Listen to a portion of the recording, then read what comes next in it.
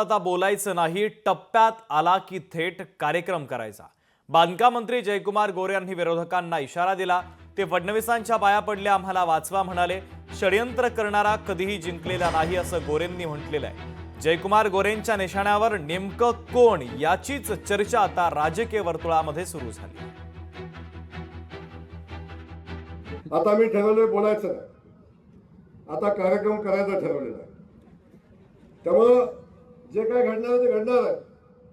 तेव्हा अनेक लोक सांगतात की मी नाही बाबा त्यात, मी नव्हतो बाबा त्यात, सांगतात सगळेजण। माझा काही संबंध आहे बरं का। परवा तर एक गडी पाक घरातनं कुणाला पाठवून दिलं आणि साहेबांच्या पाया पडले, माझा काही संबंध नाही बघा त्यात, आम्ही काहीच केलं नाही। नियतीनं 10 षडयंत्र माझ्या विरोधातली केली, प्रत्येक वेळी मी सहन केलं। पण जेव्हा 11वं शेवटचं षडयंत्र जेव्हा माझ्यावर आलं, त्या षडयंत्राचा प्रत्येक शब्दाचा पुरावा आज माझ्याकडे आहे आणि हे सगळे पुरावे त्यांनीच माझ्याकडे दिले।